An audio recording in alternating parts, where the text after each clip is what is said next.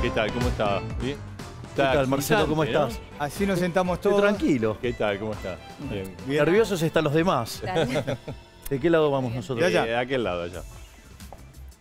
Vas vos allá, me parece. Muy bien. Para que te- ¿Cuándo sintieron que estaban ganando como ganaron?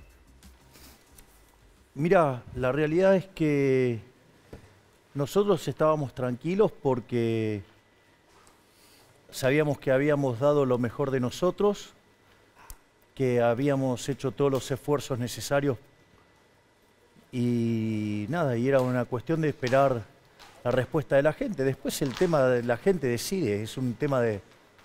Por lo tanto, lo que nosotros teníamos para pensar era solo sobre si habíamos dado lo mejor y lo habíamos hecho.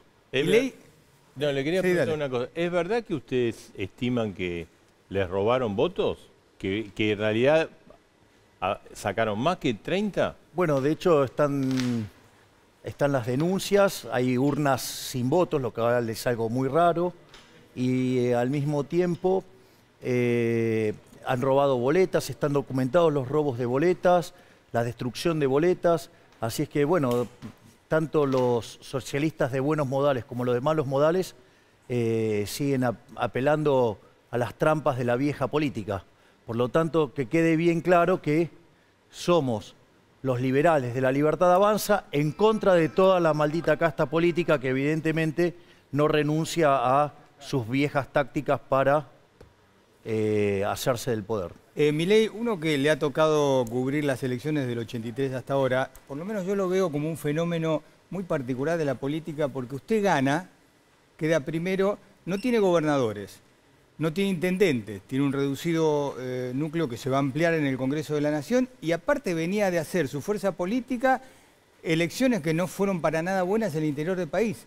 Y sin embargo, con todo eso, arrasa con las elecciones, se convierte en la fuerza política más votada con un porcentaje que pocos esperaban. Bueno, nosotros a lo largo de este periodo explicamos el rol que tenía el desdoblamiento de las elecciones. Justamente los gobernadores desdoblaron en 20 distritos justamente para evitar el aluvión de votos que implicaba La Libertad Avanza. Nosotros sistemáticamente dijimos que lo que pasaba en las provincias aisladamente no era extrapolable a nivel nacional y nos hostigaron todo el tiempo con eso. Es más, yo les había dado el caso de Mauricio Macri, previo a ser presidente, había perdido las 11 elecciones previas.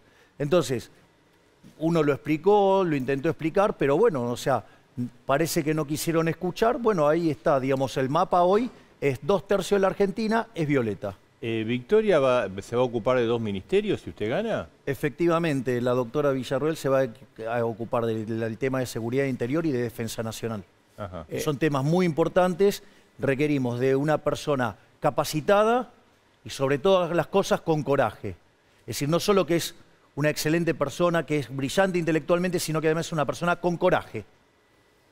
Y ahí, mira que son 2 ministerios complicados, ¿eh? Sí, son ministerios muy complicados, pero además en donde la militancia kirchnerista también ha recalado y ha parasitado, donde hay que hacer una auditoría para saber el estado, por ejemplo, de la seguridad, donde hay 4 fuerzas federales que no actúan coordinadas entre sí, donde tenemos problemáticas como el narcotráfico, la toma de tierras, la usurpación de esas tierras y después los cortes de rutas y piquetes. Y esas 3 problemáticas, junto con el crecimiento del delito común, no han tenido ningún tipo de respuesta por parte del Estado. Milei, para no salir del tema, porque después Marcelo se va a ocupar de todas las cuestiones económicas, ya que estamos en los ministerios, usted dijo que va a eliminar 11 ministerios, yo le quiero preguntar puntualmente por uno de esos 11, que es el Ministerio de Salud. Usted lo quiere eliminar con la Secretaría. ¿Qué va a pasar en la Argentina A ver, sin Ministerio de Salud? No, pero, bueno, a ver, este gobierno puso Ministerio de Salud y tendríamos que haber tenido 30.000 muertos por COVID, acorde a un país mediocre, y tuvimos 130.000. Por lo tanto, digamos, tener Ministerio de Salud, eso no modificó.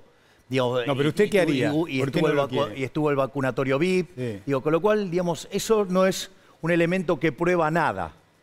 Digamos, usted puede tener, mire, probablemente pocos países tengan tantos ministerios como Cuba.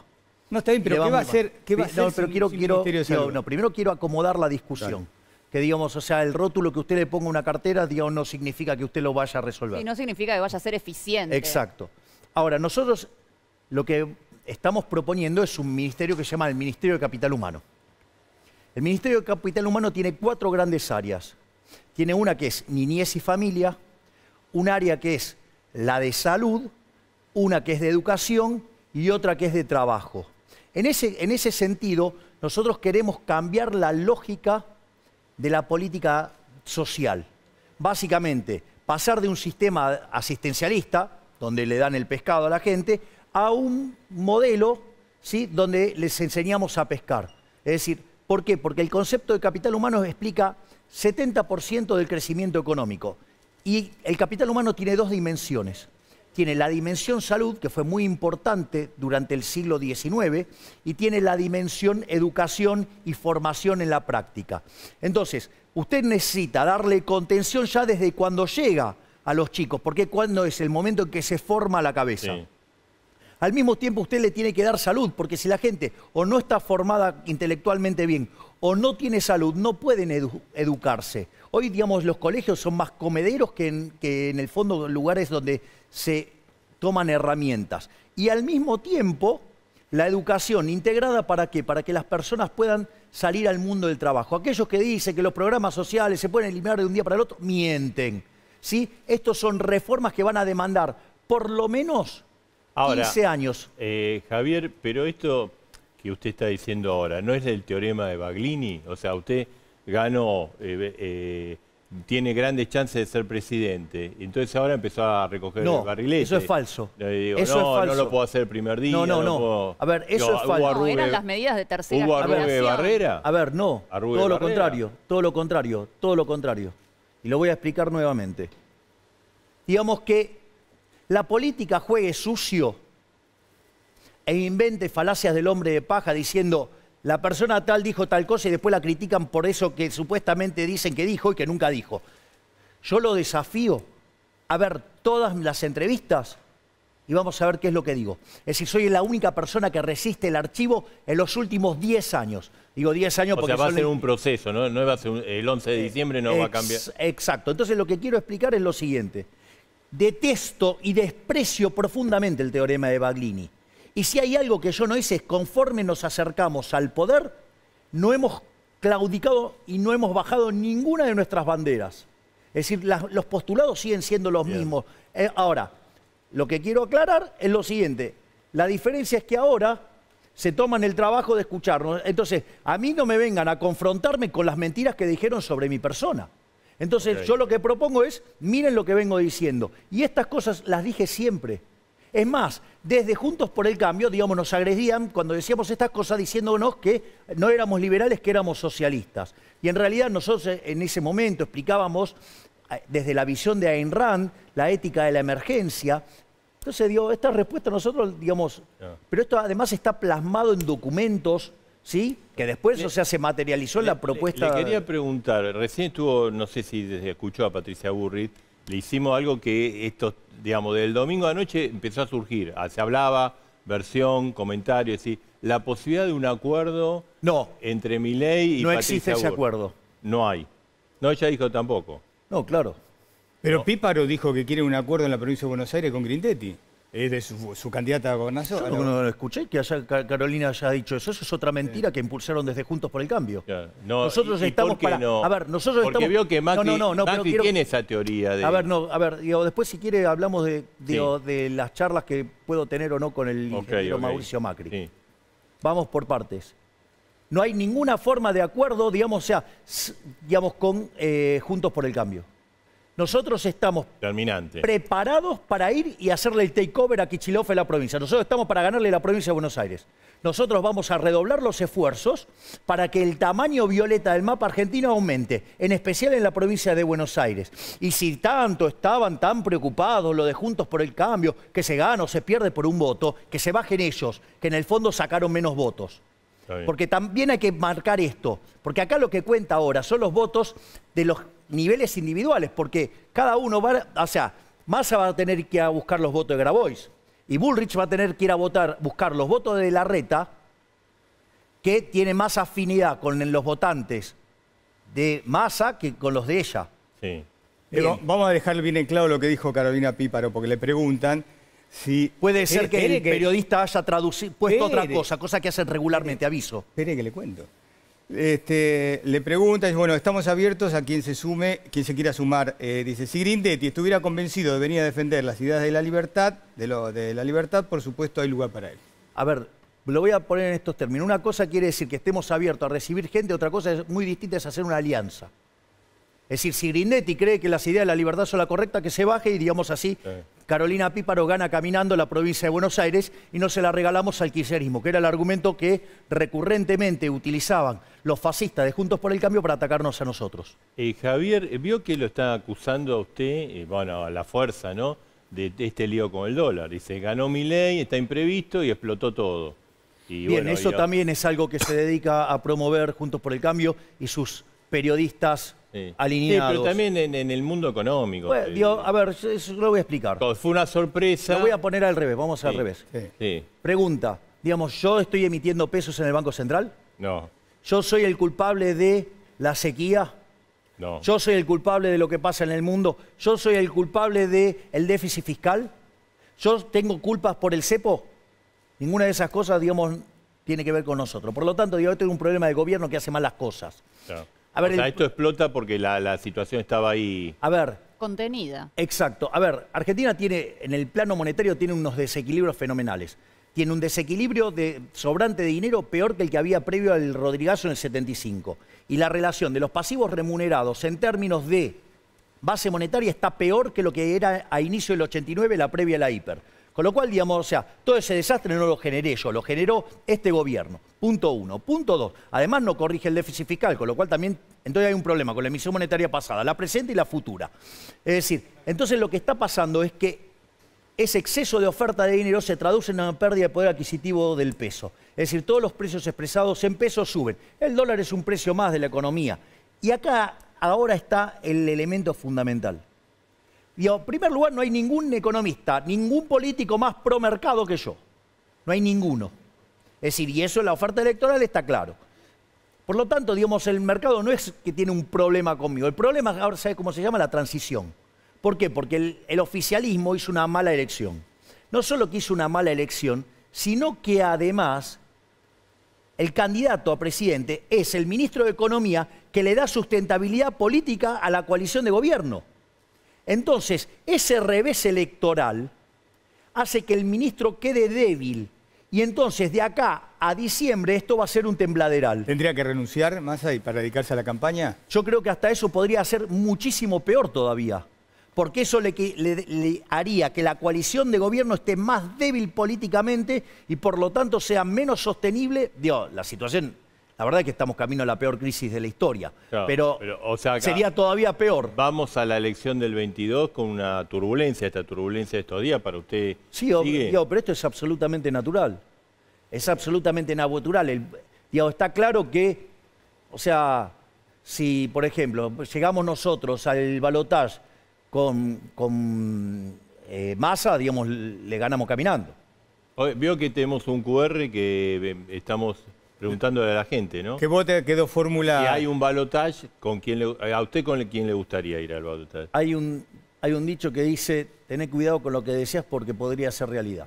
Usted dijo, a Massa le ganamos y a Bullrich. A Bullrich también, obvio. Si nosotros estamos arrancando de 30 y ella está arrancando de 17. Nosotros sacamos casi el doble de los votos. Si no nos hubieran robado votos, tanto el socialismo de buenos modales como el de malos modales, tenemos el doble de los votos. Es decir, una de las cosas que nosotros tenemos que hacer es mejorar el proceso de fiscalización, estamos para ganar en primera vuelta. Milei, le escuché decir a Victoria, ha hablado, y a usted también, de las distintas etapas si llegan al gobierno, primera, segunda, tercera. Le escuché decir también que una segunda estaría la reforma previsional. Más allá de lo que va a ser la reforma, ¿qué haría usted con el PAMI y con la ANSES, concretamente, con esas dos estructuras? Bueno, en primer lugar, digamos, el PAMI, digo, usted lo tiene que eficientizar y tiene que crear mecanismos de competencia para que eso funcione mejor. Sí, sigue funcionando en su gobierno. Sí, obvio, digamos, o sea, usted no, esas son reformas que son de largo aliento, usted no lo puede hacer de un día para el otro. Quiero ir por ¿El ANSES? A ver, pero el ANSES tiene que ver con el manejo de los jubilados. Entonces, ¿Cómo mejora la situación de los jubilados? La reforma del sistema previsional es una reforma de segunda generación. Y voy a explicar por qué. La primera generación de reformas tiene la reforma del Estado, bajar el gasto público, bajar impuestos, eliminar regulaciones, una modernización del mercado laboral, una apertura unilateral de la economía y la reforma monetaria. En ese contexto usted genera una situación de muy alto crecimiento económico. Pero le van a pasar varias cosas. La primera es, hoy el mercado laboral está fijo en 6 millones de personas. Yendo a este sistema de seguro de desempleo, el mercado se amplía a 14 millones de personas. Esto no es trivial, porque ¿qué es lo que hace? Modifica la relación entre aportantes y beneficiarios, sí, que es la fórmula, es el elemento fundamental dentro de la lógica del sistema previsional. No solo eso, usted está generando un proceso de crecimiento, con lo cual además tiene ingresos futuros que usted va a poder adelantar llegado la situación. No solo eso, sino que además, en este contexto, dado el deterioro del salario en dólares, usted va a tener una situación donde la recomposición salarial que va a haber a la luz de una estabilización, eso lo que va a hacer es que los salarios sean más altos. Además, en un proceso de crecimiento usted va a tener más productividad y implica también salarios todavía más altos. Y cuando esos salarios son más altos, la gente decide trabajar más, con lo cual también aumenta la PEA. ¿Por qué le explico todo esto? Porque es muy importante la pregunta que me has hecho, Edgardo. Porque estos son todos los key value drivers que después permiten hacer la reforma previsional, pero sin vulnerar un solo derecho. Bien. Victoria, quería preguntar, varios artistas y jóvenes artistas y muy famosos como Lali Espósito y otros también, lo criticaron a Milei, que tienen miedo de que gane Milei. Bueno, son las opiniones de ciudadanos, nosotros las respetamos como tales. Yo tendría más miedo de lo que está ocurriendo actualmente con este gobierno, en el cual más del 50% de la población está en situación de pobreza, donde te matan y te matan para robarte una botella de sidra, donde los jubilados no tienen ningún tipo de dignidad y comen un churrasco por semana en un país de semejante riqueza. Definitivamente a mí lo que me da miedo es la situación a la que nos está sometiendo tanto el oficialismo como la denominada oposición. Por lo tanto, creo que nosotros dos no respondemos por nada del pasado ni tenemos responsabilidad alguna en el desmadre de este país, y lo que estamos ofreciéndole a la población argentina es principalmente darle voz a un montón de ciudadanos que hasta el día de hoy no la tienen, y que por esa razón, y yendo un poco al tema del acuerdo o no con otras coaliciones, debo decirte que nosotros, si hay algo que vamos a hacer, es honrar el voto de los ciudadanos que apostaron por la fórmula Milei-Villarruel. Y vamos a tratar de alguna manera no solo de fidelizar y de valorar aún más ese voto, sino de presentarle más opciones al resto de aquellos que no se han presentado Javier, en las elecciones. Quería preguntar, antes le iba a preguntar, ¿cómo fue el reencuentro con los Mastines? Porque usted lo dejó en una... No, todavía no pude. ¿No? ¿Cómo que no? Yo dije que se había juntado con Cona y los 4 perros que usted había dicho que se había reencontrado. Pero el tema es que hace 3 días que no duermo. Claro, bueno. No los vio. Todavía ¿Cómo no lo hace 3 días y no duerme? Y sí, Dios, ¿saben cómo me tiene el teléfono? ¿Y qué dice aquello que dicen que Milei está loco? Bueno, la realidad es que la diferencia entre un genio y un porque loco... cuando usted le agradeció a los perros, todo eso... A ver, yo voy a ponerlo en estos términos. La diferencia entre un genio y un loco, ¿sabe cuál es? El éxito. El 22 de octubre hablamos, si estoy loco o soy un genio. Está bien. ¿Hay muchos amigos ahora nuevos en estos 3 días? Sí. Y números nuevos aparecen un montón. Sí, sí. Milei, yo le quiero hacer la pregunta, porque hoy fue el tema de la polémica del CONICET. Pero quiero ser sincero con usted, como siempre soy, que soy parte interesada, porque yo tengo un hijo científico que fue becario del CONICET, fue investigador del CONICET. El sector privado no da trabajo en la Argentina, se tuvo que ir del país y le hago... Y ojo que yo soy crítico... Y además es una preocupación de la comunidad científica. Exactamente, que lo critico. Pero además soy crítico del CONICET, porque tiene a los becarios de una manera trabajando realmente que no es buena, porque le paga poco salario y no hace aporte jubilatorio, con lo cual van a tener problemas el día que se jubilen. Dicho esto, para que sepa que hay una parte que me toca, porque yo quiero a los investigadores y al CONICET, ir al sector privado a mí me parece muy difícil, porque el sector privado no quiere investigar en la Argentina, investiga en el exterior. O investiga lo que quiere. O investigan poco, gracias, O Marcelo. investiga poco, o lo que quiere. Vamos por partes. El hecho de que las personas se vayan es parte de la tragedia argentina, como consecuencia de al lugar al que nos trajeron los mismos de siempre, ¿no? Sí. Porque, digamos, con los mismos de siempre una Argentina distinta es imposible. Digo, eso es lo que nosotros sostenemos. Y nos trajeron hasta acá.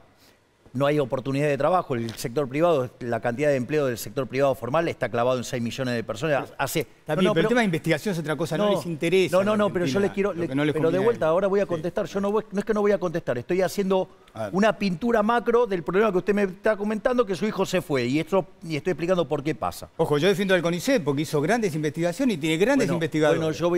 Bueno, ahora vamos a ponerlo en estos términos. El CONICET hoy tiene 35.000 personas.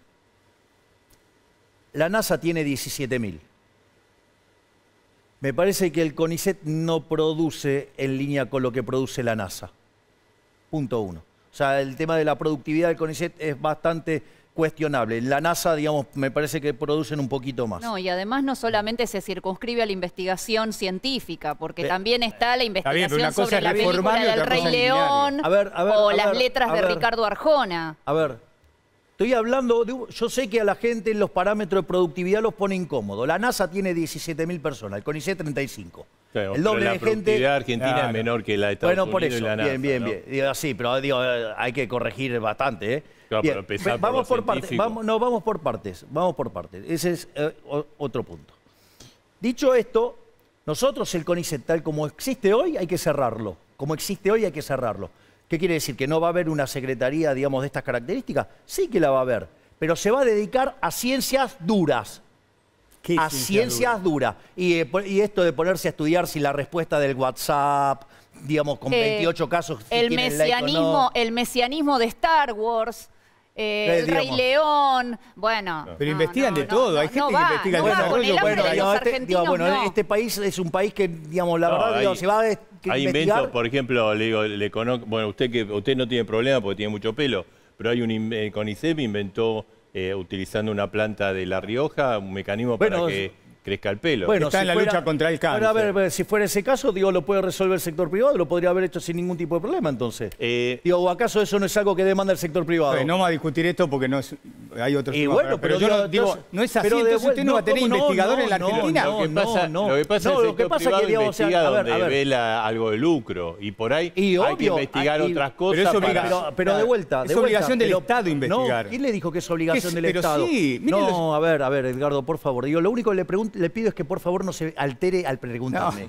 Lo haga de manera más tranquila. Estamos hablando tranquilo. Yo entiendo que puede estar involucrado emocionalmente con lo del hijo, pero eso no le da derecho a tratarme mal. No lo trate mal. No, digo, vamos a poner los puntos sobre la mesa. Está un poco con los periodistas y dice los corruptos, pero la gran mayoría, no sé, hay corrupción como puede haber en todos lados, pero la gran mayoría de los periodistas somos honestos, preguntamos, en nuestra tarea es quizás incomodar. Bueno, promuevan entonces la eliminación de la pauta, pónganse todos de acuerdo para que termine la pauta oficial y para que todos compitan lealmente. Yo no tengo problema. Bueno, digo, por eso, digo, o sea, bueno, entonces apoyen la iniciativa de que haya libre competencia. No hay ningún problema. Porque digamos, o sea, ese subsidio hace que algunos, digamos, se conviertan en periodistas militantes. Oficial no quiere decir que sea corrupto. Bueno, digamos, pero rechácenlo, vamos. En todo caso, vamos, peleemos para que eso termine. ¿Sabe por qué? Porque lo emparenta con el kirchnerismo, se la agarra con el periodismo. No. Bueno, digamos, si ellos tienen periodistas militantes, pero hay periodistas, digamos, así como existe C5N, tienen un canal paralelo de Juntos por el Cambio que hace lo mismo. Milei, si llega al gobierno, ¿cuál va a ser su relación con el Papa Francisco? ¿Que fue siempre no o tuvo algunos cortocircuitos? Bueno, lo respetaré como el jefe de la Iglesia Católica. Y a propósito, discúlpame, a propósito de los recortes del gasto público, el Estado aporta a los cultos religiosos, a los colegios, exenciones impositivas, a los obispos. ¿Qué va a hacer con todo eso? Digo, en principio, todavía eso no se puede modificar. Vos tenés que hacer un montón de reformas antes para poder avanzar en eso. Incluso constitucional. O sea, eso, hay cosas que y nosotros no estamos por reformas constitucionales. Javier, bueno, uno de sus caballitos de batalla y que ha tenido, que fue un hit, la dolarización. Sí. Que algunos dicen... Todos los días me dan la razón. No, que algunos dicen que, bueno, esto es un delirio, Ojo. Y además, pero le quiero preguntar, ahí está, ¿no? Primero me pregunta, dolarización sin reserva, ¿se puede hacer? Y segundo, Hay economistas que están trabajando con usted, que algunos dicen, y el primer día se puede dolarizar, y otros dicen, no, se requiere un proceso. Bueno, de hecho, nosotros... Y entonces uno dice, pero ¿y con qué nos quedamos entonces? Bueno, ahora lo explico. El tema de la dolarización de un día, de vuelta, fue armado por economistas de Juntos por el Cambio para ensuciarnos. Nosotros nunca hablamos de dolarizar en un día. Pero, digamos, como hay economistas que juegan en política, ensucian. Sí. O sea, entonces vayan y rastreen, porque digamos, dicen, en un día es imposible. Bueno, pero de hecho, digo, son economistas de Juntos por el Cambio que dicen esas cosas para ensuciarnos. Porque nosotros nunca dijimos que se pudiera aplicar de un día para el otro. Exacto. ¿Lo tiene identificado? Sí, claro que los tengo identificados. Y algunos sacan chapa de liberales, vamos. Sacando ese tema, digamos que no me voy a meter, digamos, en, digamos... Vamos, yo voy a explicar. Primer parte, digamos, la dolarización implica cerrar el Banco Central. Es el rescate del pasivo del Banco Central. No ocurre en ninguna parte del mundo, no dice el Banco Central. Bueno, con ese argumento, ¿sabe qué? Vaya y que lo hago viajar en el tiempo con la máquina de volver al futuro y vaya o sea, Estados Unidos, pégale un Europa, cachetazo a todos los que estaban, China. y pégale un cachetazo a todos los que estaban en la asamblea del año 13 cuando abolieron la esclavitud, porque en ese momento, digamos, la esclavitud estaba en el mundo. Por lo tanto, y bueno, porque si usted me va a repetir la misma falacia ad populum, yo se lo voy a contestar de la misma manera. ¿Cómo hacemos, o sea, sin Banco Central? Vamos por partes. Primero que el dinero es un invento del sector privado, no del sector público. Bien. Digo, hay que rastrear la historia monetaria. Pero saliendo de ese lado, voy a explicar cómo se dolariza. Dale. Yo tengo pasivos que rescatar, que son las LELIQs, que son 30.000 millones de dólares, y 10.000 millones de dólares que tengo que rescatar de base monetaria. O sea, 40.000 millones de dólares. Cuando yo tomo las reservas, no las reservas internacionales netas, que es una metodología que usa el fondo para chequear la consistencia macroeconómica de un programa que chequea también la política fiscal y la política monetaria, yo tengo la posición de oro, tengo la posición de SDESA, tengo la posición del BIST, tengo la posición de DEX. Cuando yo hago toda la cuenta de todo eso, ¿sabe cuánto tengo? 10.000 millones de dólares. ¿Qué quiere decir? Que tengo los dólares físicos para sacar los pesos físicos, que son 10.000 millones de dólares la base monetaria. Sí, sí. Entonces ahora el punto es qué hacemos con los 30.000 millones de dólares de LELIQs. Sí.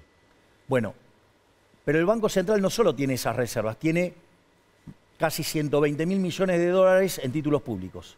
Sí, del Tesoro, sí. Exacto, pero no cotizan a mercado. Entonces, dada la cotización que tienen a mercado, usted lo va a poder rescatar esa base. Digo, supongamos que vale un tercio, usted tiene 40.000 millones de dólares para rescatar 30.000, con lo cual además encima le sobra.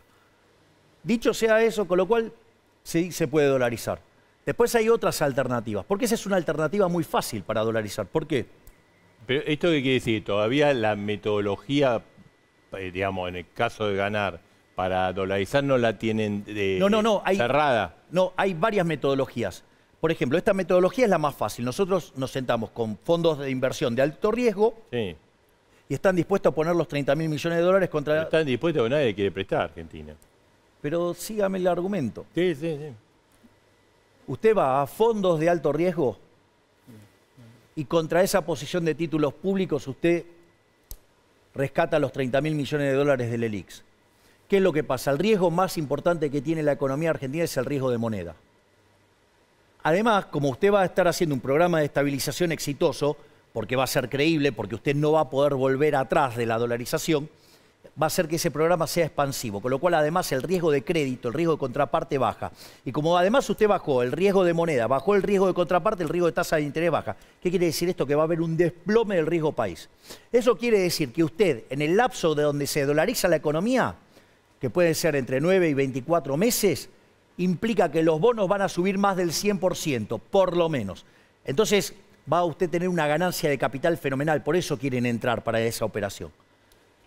Lo que nosotros estamos elaborando y trabajando, y digamos que es lo interesante, la alternativa de Emilio Campo, es que una parte importante de ese upside quede en manos del Estado. ¿Para qué? Para que además la deuda baje. Supongamos lo siguiente, los bonos están en 30, suben hasta 60, le ponemos un cap a la ganancia de 60 a 40, toda esa ganancia usted la puede utilizar para bajar la deuda del Estado. Con lo cual, además, termina bajando la deuda y su riesgo de contraparte mejora aún más todavía. Entonces, después tiene otras alternativas. De los 30.000 millones de dólares del ELIX, la mitad la tiene el Estado Nacional. ¿Usted cree que, digamos, el Estado Nacional va a hacer una corrida sobre sí mismo? No. Ok, entonces necesita 15.000 millones. Javier, entonces, fíjese si usted no va a poder comprar un seguro, ¿sí? Hacerse de un seguro poniendo de garantía títulos por 120.000 millones. Lo que teóricamente le entiendo, pero lo que es cierto es que nadie le quiere prestar a Argentina, ¿no? Pero de vuelta, pero usted va a estar entrando en un modelo donde usted va a generar una ganancia de capital, donde usted mismo se determina la ganancia de capital. Digamos, o sea, si usted pudiera hacer algo que donde usted determina las propias condiciones, donde usted va a tener la tasa de ganancia, no lo va a hacer, digo, sería una locura. Digo, es plata, tira en el piso. Javier, le quiero hacer una última consulta. Lo llamaron del fondo, sí, ¿no? Sí, tenemos la reunión el día viernes a las 10 de la mañana. ¿En Estados Unidos? No, la vamos a hacer por Zoom. Y voy a... ¿Y qué va a decir? Porque vio que, ¿se acuerda que algunos van al exterior y dicen, no, esto es un desastre, apretar al gobierno? A ver, nosotros no tenemos un problema con el Fondo Monetario Internacional, porque nuestras metas fiscales, que es donde siempre falla Argentina, son mucho más ambiciosas que las propias que tiene el Fondo Monetario Internacional. Y acá quiero hacer algo muy interesante, porque esta también es otra cosa absolutamente nueva. Cuando uno va al Fondo Monetario Internacional, pone una meta en términos de resultado fiscal, en términos monetarios y en términos de reservas internacionales netas. Cuando pongo la meta en términos de resultado fiscal, el fondo dice, bueno, este tiene que ser el resultado fiscal, y la forma en la cual se accede a ese resultado lo decide un gobierno, lo decide el gobierno. En general, desde el 52 en adelante, todos los gobiernos que hicieron aumentaron impuestos. Bueno, esta vez el ajuste lo va a pagar la política. Nosotros vamos a hacer un ajuste más fuerte que el que pide el fondo, pero la cuenta se la vamos a pasar a la política, porque vamos a terminar con la obra pública, yendo el sistema de iniciativa privada a la chilena, vamos a terminar con las transferencias discrecionales, vamos a eliminar los subsidios económicos, vamos a privatizar empresas del Estado y vamos a tratar de terminar con los regímenes de privilegio. Milei, dos cosas muy breves, porque tengo que tener... ¿Portación de armas, sí o no? A ver, ¿se lo puedo dar a ella? No. A ver, nosotros tenemos una legislación vigente, lo único que queremos es que aquel ciudadano que está en condiciones de solicitar la tenencia legítima de armas pueda hacerlo, sin ser de alguna manera desalentado por el mismo Estado como está ocurriendo hoy. Y la última, para que no diga después que estoy contento, ¿le puedo hacer una pregunta sentimental del corazón? ¿Sentimental? Sí. Daniela fue novia suya. Daniela fue mi novia. Espere que le voy a hacer la pregunta, no sabe que le voy a preguntar. Estuvo con Lucich Payare, habló muy bien de usted. Dice que siempre va a estar agradecida, además que lo quiere mucho, siempre va a estar agradecida por lo que usted hizo por su hija. Y le preguntó si había alguna posibilidad... Hice lo que haría cualquier ser humano de bien. Y no hice nada extraordinario. Bien, solo lo acompañé en una situación delicada. Bueno. Y le preguntaba, ¿te podrías reconciliar con Milei? Y ella dice, mira, yo no hago futurismo, la escuché bien, dice, no digo ni sí ni no me gusta hacer futurismo. ¿Hay alguna posibilidad de... A ver, yo le voy a explicar algo. Yo tuve una maravillosa relación con Daniela. Daniela es un ser humano maravilloso, es una persona talentosa, generosa. O sea, yo tuve una excelente relación con Daniela, a punto tal que nosotros decidimos terminar la relación sin ni siquiera habernos peleado una sola vez. O sea, con lo cual, y nosotros seguimos teniendo trato porque hemos tenido una relación maravillosa. O sea, el futuro, ¿quién sabe qué es el futuro? El 22 de octubre... Es el día de mi cumpleaños. ¿Y va a festejar o va a estar...? ¿Qué día? Voy a festejar, voy a festejar de todos modos. Tal cual. A ver, lo que quiero decir es, mire, yo le voy a decir algo. El tema es si festejamos con banda. El punto es el siguiente. Si nosotros logramos mejorar la fiscalización y si nosotros logramos ir a buscar a los desencantados que están enojados con el sistema... No tenga duda que en este momento usted está frente al futuro presidente de la Nación Argentina y la vicepresidente. Gracias, Javier Miguel. Gracias.